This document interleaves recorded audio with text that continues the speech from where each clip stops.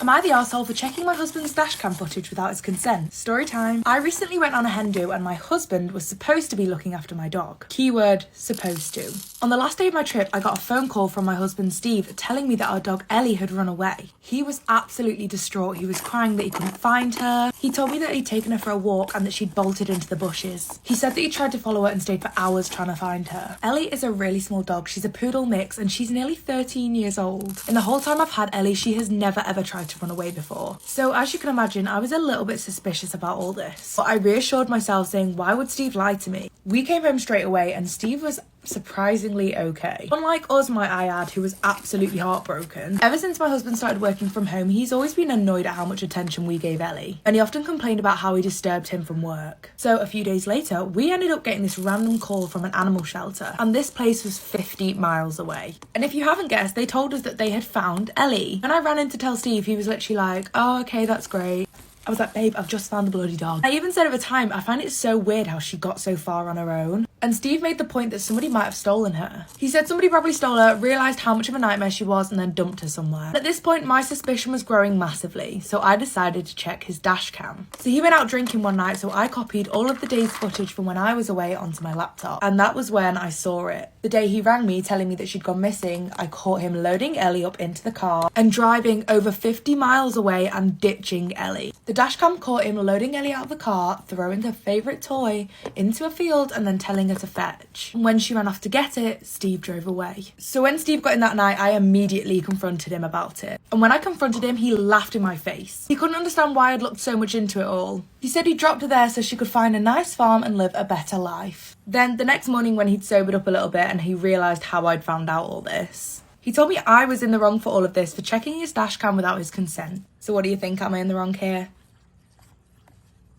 Hey guys, this is the long-awaited story time about how I became a DJ. So this basically all started at the ripe age of 16 after going to a Lollapalooza concert. Alice in Wonderland was performing and I've always loved music festivals so much, but I was like, holy shit, I can't play any instruments, I'm not good at singing, and I can't dance. I saw her mixing on that stage and she just looked like such a badass and I was like, I want to do that. So the day I got home from Chicago, I went up and I told my mom I want to become a DJ. Really, God bless my mom, because I was at the age where I was just trying to pick up new shit, but weirdly she was like, okay, let's do it. And the next day I went and bought a board. Mind you, I grew up in Cincinnati, Ohio, so DJing in general was like a big no-no, but like a girl DJing was like, shut up, you know what I mean? This is me the day I bought the board. I was so fucking hype. So I basically just hopped on YouTube and looked up all these videos about how to DJ, how to understand the programming and all that shit. And for me at this point, I'm a junior in high school. Like, I should be working on like my ACT, like getting into college. And I was like, nah, I'm picking up a new hobby. I practiced every single day for hours. My mom wanted to actually kill me because when you're learning how to DJ, everything sounds like shit. It doesn't matter how musically inclined you are, just getting used to the technology was so much. Fast forward to my senior year. This next statement is so newbie, I can't. The student council at my high school found out that I started DJing and they were like, oh my gosh, do you want to DJ homecoming and prom? I just remember feeling so scared because at this point, I really hadn't DJ'd for anyone except for my mom in my room. But I did it, it was lit, and I DJ'd in my prom dress. So after that, I went to University of Miami with a major in marketing and a minor in music business. And the reason I chose Miami was because of the music scene. I knew there were so many clubs and like coming from Ohio, I was like, I want to be a part of the party. So the two biggest parties at University of Miami are always the pool parties or the tailgates. The first tailgate I ever went to, I showed up with my backpack, my computer, my USBs, I was ready to go. And let me tell you, there's nothing that a frat boy likes less than a girl going up to him being like, I'm gonna do your job. Oh my God, the guys are screaming at me. They're like, you have no idea what the fuck you're doing. You're stupid. You seriously think we're gonna let a girl come up here and fuck it all up? And I was taken aback. I was like, how about this? You give me 5 minutes on the sticks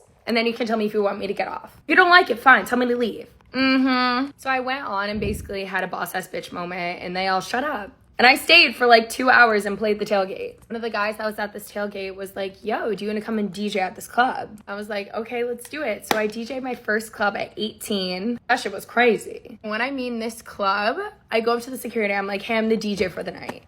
This man looks at me like I have 4 fucking eyes. He's sitting there and he's like, and I'm the president of the United States.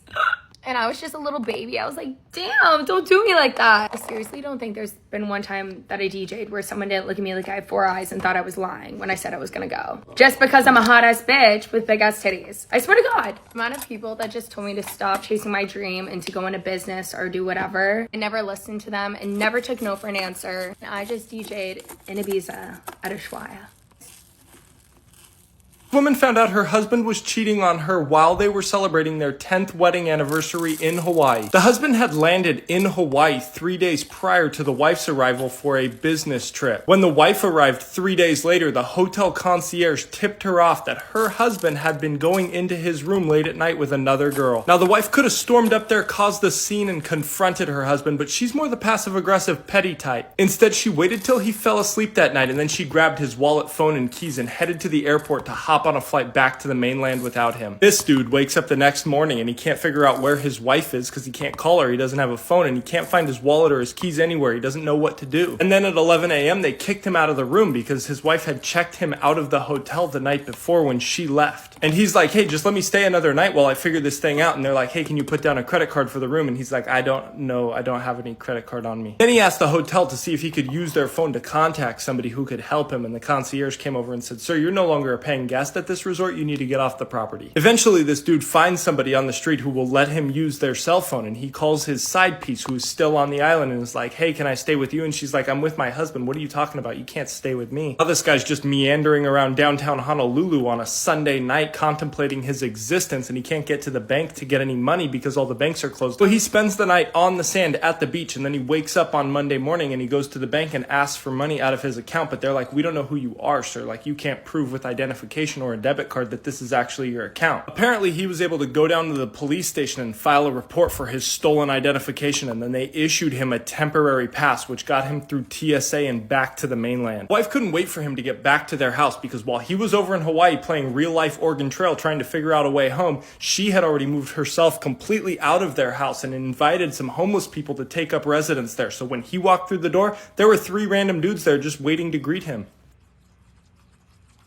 Am I in the wrong for soaking my niece with a hose after I was told not to because she was wearing white? I'm 34 male and a dad of 4. My babies are 13 male, 11 female, 11 male, and 8 male. Our youngest has some significant sensory issues and anger management issues, which he's being evaluated for. Important info for context. He's already been diagnosed with ODD, but this goes beyond that. My sister, 34, my twin, has a 12-year-old daughter, Jane, who is a spoiled, rotten kid as she's an only child, and my sister puts a whole new meaning to gentle parenting. As in, she doesn't parent, because her kid is just expressing herself and she doesn't want to parent out her personality, which sucks. I love my niece to the depth of my being, but I do not like her or my sister.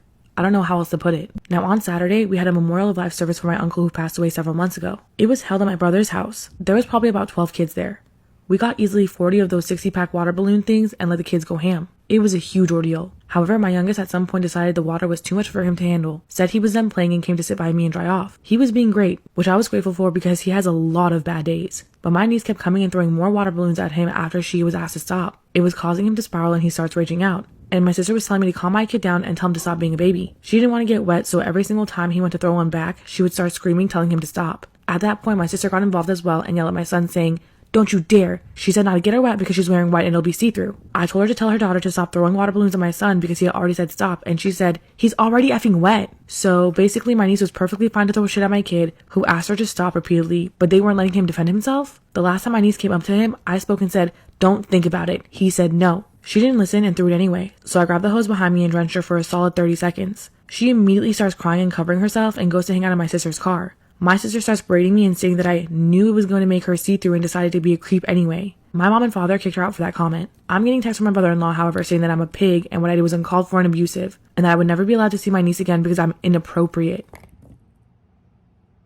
My atrocious airport story. I want to preface the story by saying that I am one of the most prepared people on this planet. Up until yesterday. This was my first international flight alone, flying from Newark to Heathrow, and I had also never flown out of the Newark airport before. The airport super early. Husband drops me off. Everything goes so smooth. I check in, I go through security, find my gate, and then I go to the airport lounge. I get to the airport lounge, you have to give them your credit card to get in, and I go to get my credit card, and I was like, I can't find my wallet. I just got in the base work tote from Revolve, and it has this nifty little zipper pocket on the side where I had my passport and my wallet. When I tell you I'm prepared, right? Like, check to make sure that I had my passport and wallet before in the car when I got into the airport. So I knew that I had my wallet when I got to the airport. For some reason, it was not in my bag. So then I had to give up my place in line, and I'm like, I gotta figure out like where it is. I was in a state of denial. I call my husband on the phone and I'm like, hey, he was already pulled over at like a rest stop, and I was like, hey, I can't find my wallet. I was trying not to panic. I was like, can you please check and make sure I did not leave it in the car like an idiot? Because before I flag every single member of this airport down, I need to make sure it's not in the car. He's looking and it's nowhere to be found. At this point, I was really wondering how far I could make it on this entire trip with just Apple Pay. I planned to go out to eat, I had planned to shop, and I just was nervous about the idea of being in another country for the first time. I would have none of my debit or credit cards. So then I go to the check-in counter for my flight, but it's too early, there's nobody there. So then I go talk to a security guard, and he literally looks at me like I'm the dumbest person on the planet, and he doesn't have anything to say. He's like, I don't know what to tell you. Because at this point, it felt like a lost cause. Like, you lose something in the airport, and it just feels like you're never gonna get it back. So I go back to the security checkpoint that I came through, and I tell them that I lost my wallet, and same thing, they all look at me and they're like, girl, you're done. I happen to have a picture of my wallet, which content creator things, I don't know how many people can say they have a picture of their wallet, but like, my wallet's pretty cute, so at one point I had taken a picture of it, and they searched through all the bins, like the bins that you put your stuff in. They searched through all the bins to make sure that it didn't fall out of my bag at some point, and it was in one of the bins, which is actually really nice. So at this point, they basically advised me to leave security, go back downstairs to the check-in counter where I was, and see if they have it. So I leave security, like the whole checkpoint, and the weird thing about the Newark airport is that there's like levels. So I leave security, I go back all the way down to the level where the check-in is. But when I get to check-in, the line is so long. Anyway, I get to the front, and there's a whole like counter of people. But then I get to the last women and gentlemen at the very end counter, and the guy goes, oh, what's the last name? So I tell him my last name, and he goes, we just sent somebody up to your gate with your wallet. So on one hand, I'm very relieved. On the other hand, I'm like, what if nobody is at my gate, like a representative, and they don't know what to do with my wallet, and I'm not there? Like, they're looking for me, and I book it back upstairs. I go back to the security checkpoint. At this point, I feel like I'm a household name at the Newark airport. Like, everybody's asking me like, oh, have you found your wallet yet? As I'm going through security, I see a flight attendant on her phone, and somehow I just knew. And then I hear her go, yeah, it's a young lady, and I see her turn, and she's holding my wallet. And so I probably look like a crazy person, but I go, that's my wallet. And everybody around me is like, girl. The relief that washed over me. I thank her up, down, and sideways. So anyway, that's the I'm like genuinely worried I could be a compulsive liar. 90% of the time that I'm lying, it's because I'm having anxiety and I don't know what to say, so I just start improvising, but I don't even mean to. And then I get so deep in the lie that I just have to keep going with it. I saw this ad on Craigslist one time, and it was like, entire store like 50% off, and I was about to move, so I was like, okay, like I need to go cop some furniture. When I walked in, they were very nice, like, oh hi, like can we help you find anything? I could have just literally stood there and said, oh no, I'm good, I'm just looking. Instead, I got so panicked that I said, oh no, I'm just sourcing for a client. I don't even know what possessed me to say that, but they came up again and they were like, hey, like, can we help you, like, find anything specific for your client? At this point, I could have just left. No, I literally pretended to have, like, fake text messages and, like, phone calls with my client. And the guy who ran the store, he asked me, he was like, what is your client looking for? And I was like, oh, you know, like, mid-century, but, like, I'll be honest with you, when my client says mid-century, I'm not even really sure that they know what mid-century is. And I was like, you know what I mean? And he was like, oh, yeah, I know what you mean. I don't even know if I knew what I meant. But anyways, I had another incident last week that I feel like I need to talk about. Long story short, I had to go to this like trigger point massage therapist. And you know that you have to get naked when you get a massage. It's really awkward. I don't like it. So I left my boxers on. She comes in and I said I left my boxers on, and she was like, oh, that's totally okay. I literally could have stopped there. But no, I got nervous, and so I kept going. I was like, oh yeah, sorry, like I'm on my menstrual cycle. I was not. And I was like, yeah, I just didn't want to like get your bed messy. And then she pulled out the, oh, what do you do for a job? What do I do for a job? I just started making up a job. Like, I don't even remember what I said, but I was like, oh yeah, like I'm the person who makes like the mock promos for influencers to follow when they're doing like brand collaborations. Ugh. I feel like I'm forgetting another lie. I can't remember what it was. Oh my god, I remember what it was. The person doing my massage asked me, she was like, did you get here okay? I was like, no, it was really hard because there was a whole tree in front of my car. None of that happened. I grew up going to so many improv classes out here in LA, and I don't know if it's just like my 2 two worlds have blended. Like, I have such a guilty conscience. Like, I don't want to be lying. I need to know, like, am I a compulsive liar? Because I don't want to keep doing this. Did a big thing, okay? I recently hard deleted all of my dating apps. If you're asking yourself, oh, why would you do that? Have you tried dating in the current climate? That is 2023. It's not fun. In all seriousness, I just didn't like the way that I was relying on dating apps or just male validation in general to make me feel good about myself. And when things would happen where I would give someone my Instagram, they would see what I do for a living or see what my body looks like, and they would unmatch me, it would tank my self-esteem to an unimaginable level. And have you guys met me? That's just not like me. That is not me at all. I'm a confident woman. I love myself. I literally teach people how to love themselves as my job. And I know that I had been feeling pretty down on myself because no matter how hard it seemed that I tried, dating felt super impossible for me. Like, everybody got it. Everybody was in on this thing that I couldn't quite get the hang of. Or like, I'd be sitting here judging myself like, damn, like, I'm almost 25 and I've really only ever had one serious relationship. Like, when is the next thing gonna happen for me? And I felt like I was putting so much energy and effort into trying to find the one or another person to fill the void that I was like, hold up, what am I doing? And what was the one thing that I promised myself and told myself that if I start dating again, what am I not going to lose? My sense of self. And guess what I was starting to lose? My sense of self. So I took a moment to reflect, and I came to the decision that, you know what, maybe I'm not as healed as I once thought I was. So let's let dating take a back seat for a while I continue to heal and work on myself a little bit more. Because who is my biggest priority? Myself. I also found a lot of comfort in the idea that, like, when the time is right, something will come for me. When I'm healed, when I'm ready to be loved in the way that I deserve to be loved, I'll know. Also, I have amazing intuition, so, like, I'll know when the timing is right, you know? We all do. We should know ourselves well enough to trust in the process. But don't let it get you down. If I learned one thing from this experience is, do not let things like this affect your self-esteem. And if it does, go back to the drawing board, because we need to have a better connection with ourselves. I'm going to tell you one of the most traumatic things that happened to me while my son was in the NICU, literally fighting for his life. As if that wasn't traumatic enough. A lot of you might not know this if you're not familiar with the NICU, but they are very, very strict on germs and who they let into the NICU and who they let hold the babies. Yes, that even includes mom and dad. I didn't get to hold my son until he was 7 days old.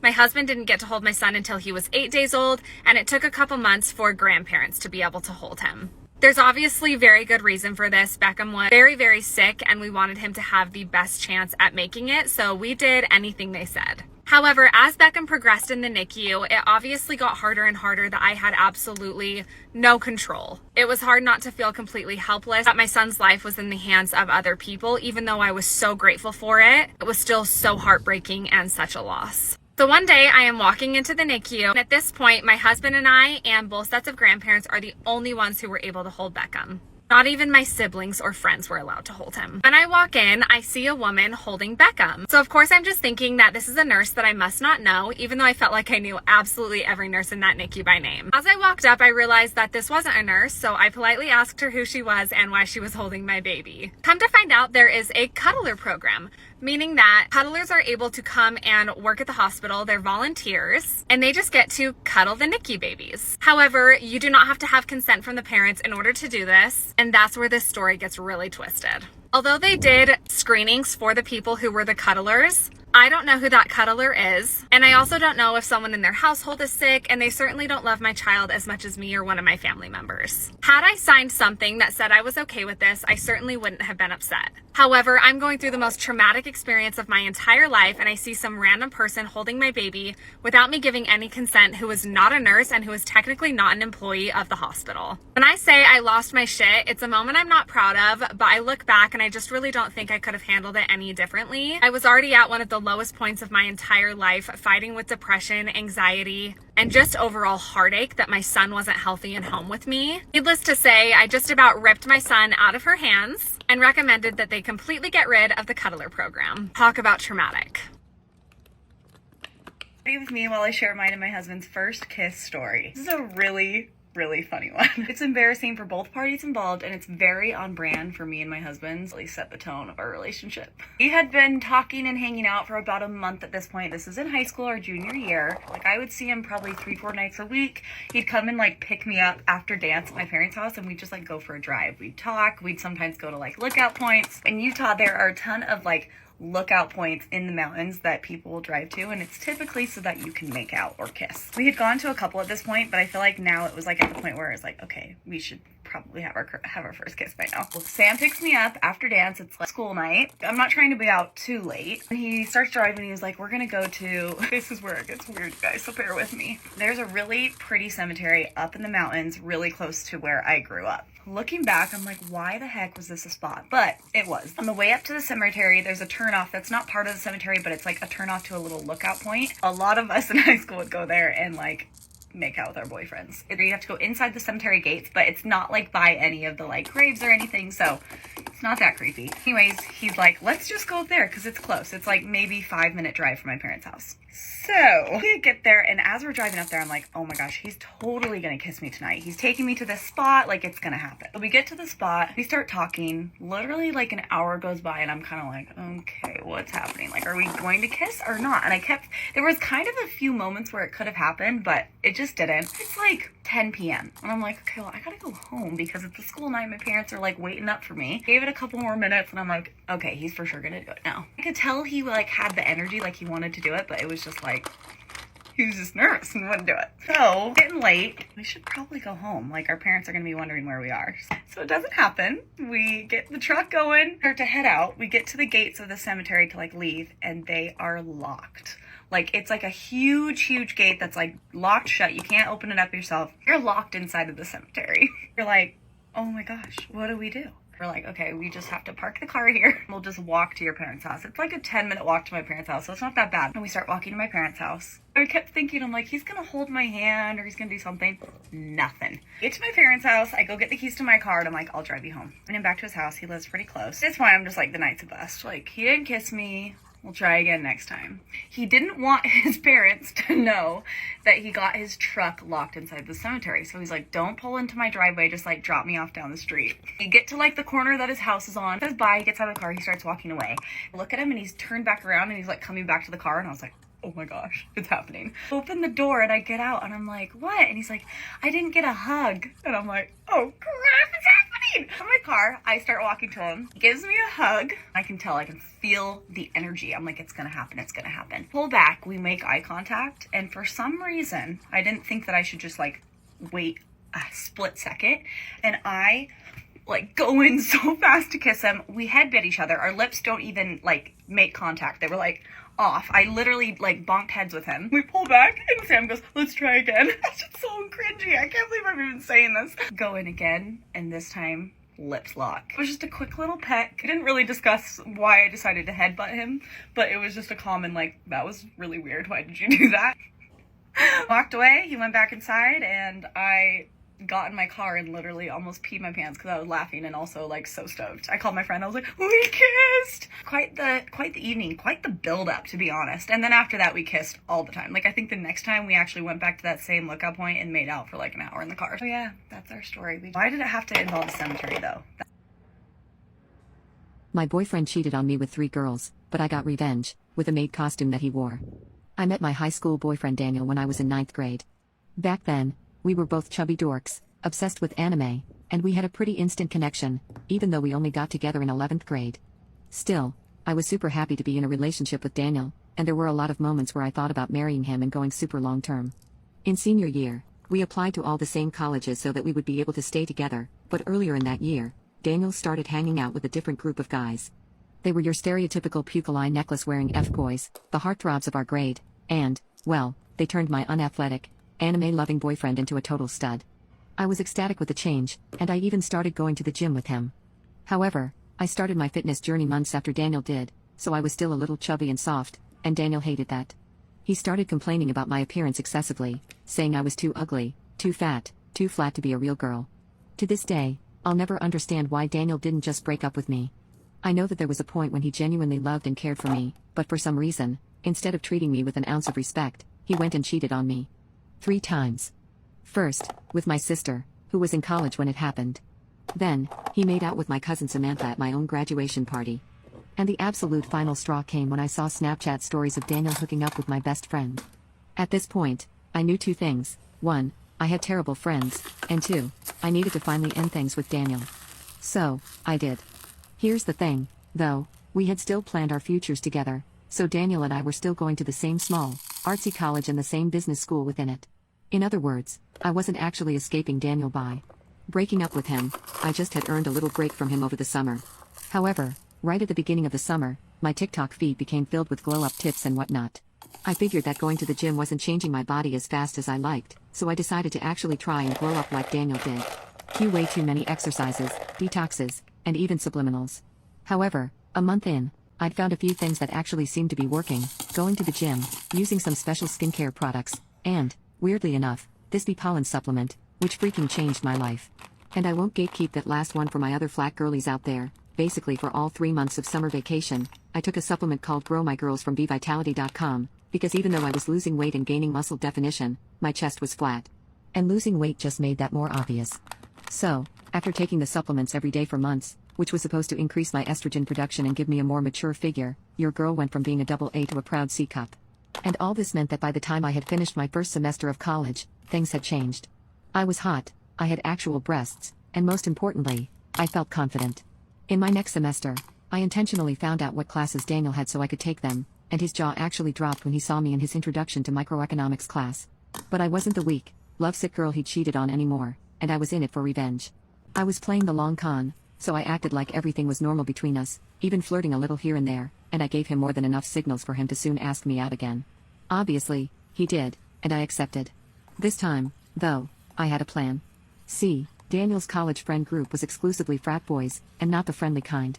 These dudes were merciless, would bully anyone over anything, and I was determined to make Daniel experience the same helpless isolation he made me go through when he took my sister, my cousin, and my best friend away from me by cheating with all of them. So, as things progressed with Daniel, I convinced him to do a little role play, and convinced him to dress up in a way too frilly made costume for us to use in bed. Usually, he would have pushed back, but, well, thanks to Grow My Girls had grown and Daniel would pretty much do anything I asked of him in bed. So, after he agreed, I had my college bestie, who was much better than my high school best friend, arrange to have those frat boys throw a surprise party for Daniel. They even stole a copy of his key. So, I was in his room, fully clothed, dressed absolutely normally, stalling the F out of Daniel while he wore the outfit I insisted on, until his ruthless friends walked in on him looking like he was cosplaying as a girly maid. He even had makeup on. Instantly, there were pictures being taken, videos being recorded, and guys everywhere laughing. At once, Daniel was trying to play it cool, saying that he was doing this for me, but I just looked at the cameras and loudly said, "What do you mean, babe? You were the one who asked to do this kanky maid roleplay thing. Though, yeah, it's a little too weird for me. Sorry, haha." His friends were dying on the floor at this point, and I just removed myself from the situation, only to break up with him over text, and it's been weeks, but I hear Daniel has been turned into the absolute butt of all jokes. Somehow, the story has spread across our small campus, and now everyone calls him the maid man. I've even seen him crying over it a few times, but, hey, he just got a taste of his own medicine. Now, I'm dating his frat boy ex-best friend and having the time of my life with my rocking body and great boobs that he, in a roundabout way, encouraged me to get in the first place. Take that, Daniel.